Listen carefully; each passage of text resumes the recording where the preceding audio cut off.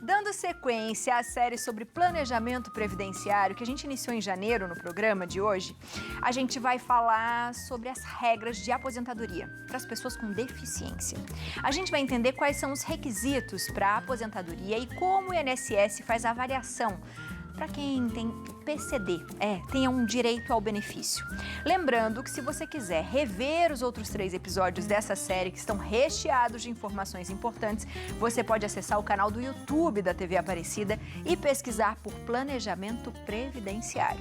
Quem está com a gente nessa missão de entender cada vez mais sobre planejamento previdenciário é o especialista em Direito Previdenciário, Felipe Salata. Boa tarde, Felipe. Seja muito bem-vindo mais uma vez à nossa casa. Muito obrigado. Boa tarde a todos.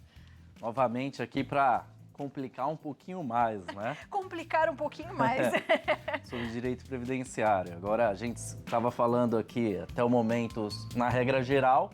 E aí tem algumas regras que eu acabei falando que são diferenciadas. A regra do professor, a regra da pessoa com deficiência, também é uma delas que a gente vai ver hoje. Na verdade, você não está complicando. Você está nos alertando e fazendo a gente refletir. Que bom. Não é? Porque é esse o intuito e a gente está ficando bem mais esperto agora, viu? Isso é muito importante. Conte para mim, quando a gente fala que uma pessoa é PCD, existem diferenças na aposentadoria? Como que funciona? Sim, a aposentadoria diferenciada é uma regra diferenciada porque é um tratamento diferenciado. A pessoa com deficiência, ela tem impeditivos, né, para concorrer em condições iguais a pessoas que não têm nenhuma deficiência. Então, acaba ajudando, facilitando essa pessoa a se inserir no mercado de trabalho também e também se aposentar aí. A gente acaba falando um pouco antes também a lei dá esse benefício, né? Com a lei complementar que veio do Estatuto da Pessoa com Deficiência, né? É previsto na própria Constituição Federal também. E existe graus de deficiências, por exemplo, assim, para você saber quanto tempo, isso conta também? Como funciona, Felipe? Isso conta também. Nós temos 2 tipos de aposentadoria da pessoa com deficiência. A aposentadoria por idade e a aposentadoria por tempo de contribuição. E foi uma das regras que não sofreu alteração com a última reforma previdenciária, em 2019. Então, assim, como a gente falou lá no início, não temos mais aposentadoria por tempo de contribuição na regra geral, que antes para homem era aos 35 anos, para mulher aos 30 anos, né? E isso só nas regras de transições que foram criadas agora. Mas daqui a um tempo só vai ficar a aposentadoria por idade, isso na regra comum. Mas não foi alterada a regra da pessoa com deficiência. Então, a aposentadoria por tempo de contribuição, ela pode ser reduzida dependendo do grau da deficiência. Pode ser leve, média, moderada ou grave. Para a aposentadoria por tempo de contribuição do homem, se for uma deficiência de grau leve, ele pode se aposentar com 33 anos de tempo de contribuição e a mulher pode se aposentar aí com 28 anos de tempo de contribuição. Se for um grau médio, moderado, o homem pode se aposentar com 29 e a mulher com 25 anos de tempo de contribuição. Se for um grau grave, aí o homem se aposenta com 24 anos de contribuição e a mulher com 20 anos de contribuição. E aí esse grau, ele é aferido por perícia médica do INSS. Isso que eu ia perguntar, como é que afere esse grau? Isso. A pessoa dá entrada na aposentadoria, no processo administrativo, vai ser agendada uma perícia médica e ali o perito é diferente de um benefício por incapacidade, que vê ali qual que é a incapacidade que a pessoa está para o trabalho. Na perícia médica é uma regra por pontuação. Então tem ali várias modalidades de pontos que a pessoa vai perguntando e são perguntas bem simples. Se a pessoa consegue fazer atividades do dia a dia, como comida, se consegue se locomover ou não, se precisa de ajuda de terceiro ou não. E aí, depois com essa pontuação que vai chegar ao grau, né, se leve, moderado ou grave dessa deficiência. E aí, passando na perícia médica, identificando isso, aí a pessoa vai poder aproveitar a aposentadoria com deficiência ou não. E tem a aposentadoria por idade também, que reduz 5 anos. Para o homem pode ser aos 60 anos de idade e para a mulher aos 55 anos de idade, mais 180 meses de carência, né? E 15 anos de tempo de contribuição. O detalhe é que esses 15 anos de tempo de contribuição na aposentadoria por idade Precisa comprovar que essa deficiência foi durante esses 15 anos também de tempo de contribuição. É isso que eu ia perguntar, porque às vezes acontece da pessoa sofrer um acidente e aí ela torna-se uma pessoa com deficiência. Isso. E aí, funciona do mesmo jeito? Do mesmo jeito. Tem só um detalhe que diferencia, que a pessoa pergunta, mas por tempo de contribuição, preciso comprovar todo esse tempo de contribuição, 33 anos, 28 anos? Não. Se tivesse já um tempo comum, como nesse exemplo, a pessoa ela trabalhou ali um tempo comum, né, ela sofre um acidente e começa a trabalhar como PCD. Esse tempo comum dela tem uma conversão por lei, uma regra de conversão por lei, que pode aí aproveitar para tempo de deficiência. Né? E aí, posso somar, de repente, isso vai somar, exatamente. E aí vai dar o prazo que falta a completar, se precisar, como pessoa com deficiência. Essa deficiência, a deficiência ela é analisada no impedimento que causa a pessoa. Esse impedimento tem que ser duradouro, né? A longo prazo. E aí esse impedimento, a deficiência pode ser intelectual, mental, sensorial. E aí tem que durar pelo menos mais do que 2 anos, né? E que impeça a pessoa de exercer de forma plena e efetiva o trabalho dela.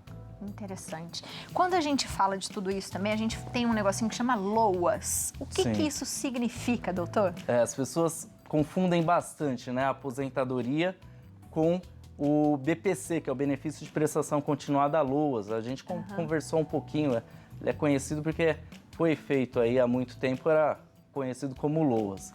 E o LOAS, ele pode ser para pessoa idosa a partir de 65 anos, tanto homem quanto para mulher, ou com a pessoa com deficiência.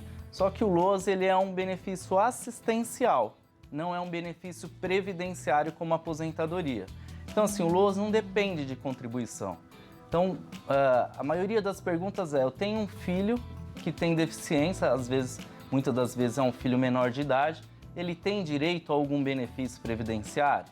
Previdenciário é muito difícil, porque só vai se filiar à Previdência a partir dos 16 anos, por exemplo. Se for um recém-nascido, um bebê que já tem uma deficiência, ele pode conseguir o LOAS. E aí o LOAS não tem idade para LOAS deficiente. Então tem o LOAS idoso e o LOAS da pessoa com deficiência. Então, mas tem aquele requisito que para ambos precisa ter, que é a renda per capita familiar. E aí como é que funciona, doutor? Por exemplo, tem um filho com deficiência, como é que eu faço esse pedido e como é que eu sei que ele vai ser aceito e quanto mais ou menos que isso vem? A primeira coisa a ser feita é ir no CRAS, que é Centro de Referência da Assistência Social da cidade que tiver, para fazer o CAD único. Se já tiver o CAD único, precisa atualizar, não pode ter menos de 2 anos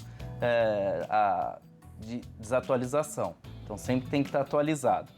Feito o CAD único, é ali que vai saber qual é a renda composta ali pelos membros residentes naquela casa.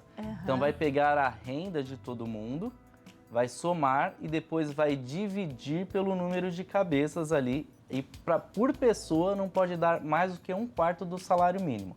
Essa é a renda per capita familiar.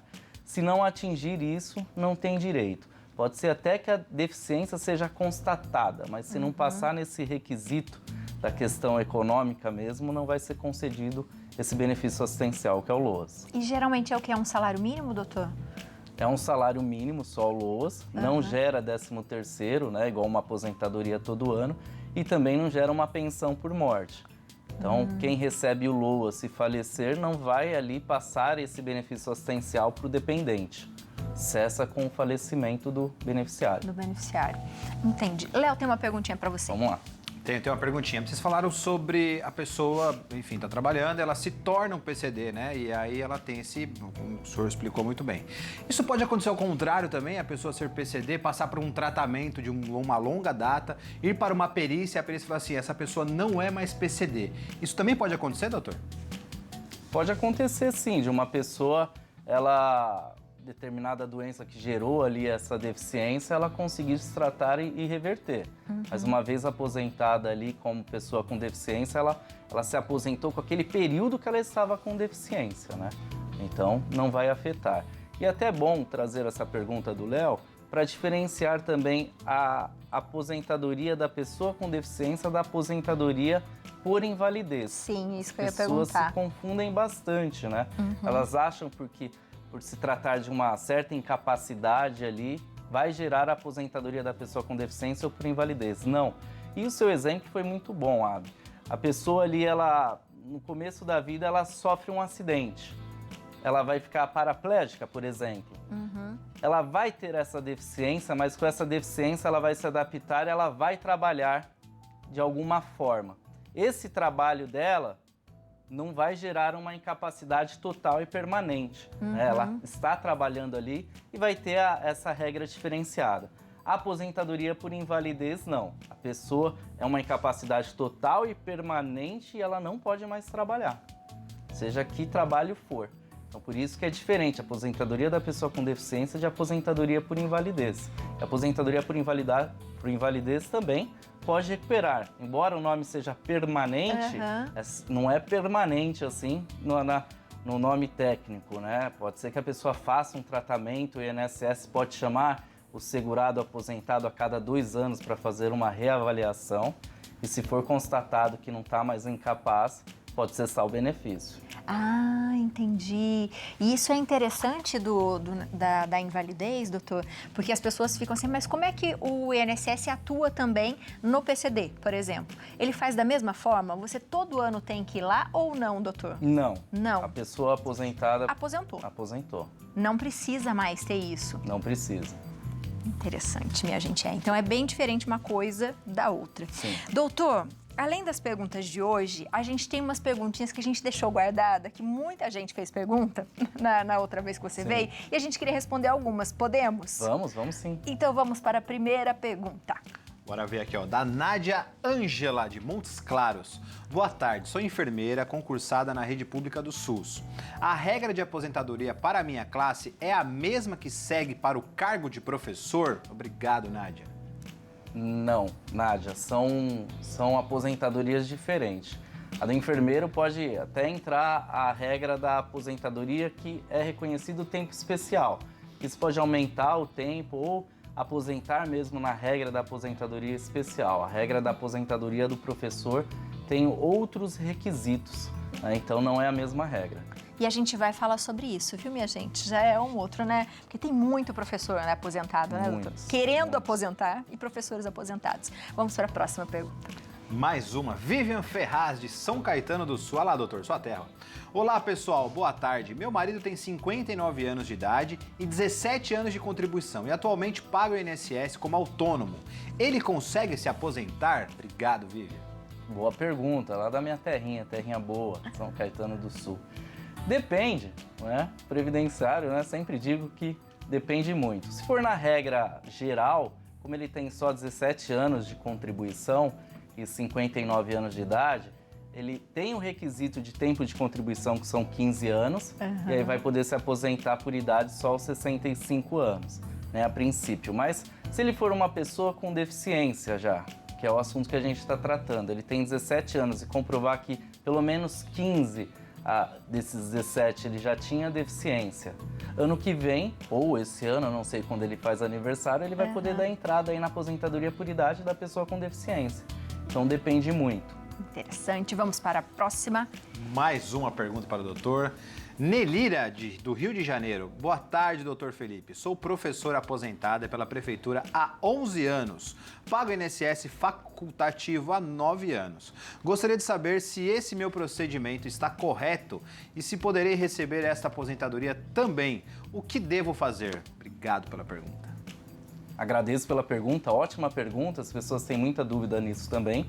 Se trabalhava no regime próprio, né, servidor público, se aposentou nessa modalidade, nessa regra, né, da Previdência Social, e se pode se aposentar depois no INSS. Pode, se tiver uma atividade na iniciativa privada ou como recolhe já como segurado facultativo, se preencher ali os requisitos de tempo de contribuição principalmente, por exemplo, 15 anos de tempo de contribuição, vai poder se aposentar por idade. Então, pode ter aposentadorias em ambos os regimes previdenciários, o regime geral, que é do INSS, e o regime próprio, que é do órgão público onde ela se aposentou. Então pode sim, essa pergunta aí é recorrente e muito boa também. Boa. Doutor, chegaram mais perguntas, muitas outras perguntas. E a gente vai continuar, podemos? A nossa série acho que vai ficar o ano inteiro, doutor. Podemos, se eu puder ajudar. Porque acho que todo mundo tem muita dúvida. Sim. E é bem o que a gente fala, né? A gente trabalha a vida inteira, uma vida, né? E a gente chega nesse momento que a gente começa a pensar. Às vezes a gente pensa muito tardiamente. E aí começam a vir os problemas, as contas, a conta não fecha, as pessoas ficam preocupadas. Então, acho que você de casa aproveita para mandar a pergunta mesmo, que o doutor vai responder. E a gente vai falar um pouquinho mais, dar um foco principal nos professores. Podemos? Podemos. E lembrando que esses episódios são de planejamento previdenciário. Tudo isso é visto com especialista no planejamento. Então, a pessoa com deficiência, quando ela vai fazer um planejamento, o parecer tem que ser focado, individualizado ao perfil dela. Então, tem que trazer as regras do perfil, das regras gerais de aposentadoria, se ela não conseguir se enquadrar da pessoa com deficiência. Da pessoa com deficiência, às vezes a pessoa está precisando muito, tem que ver se cabe ali um benefício assistencial, igual o LOAS. Então, planejamento previdenciário traz tudo isso.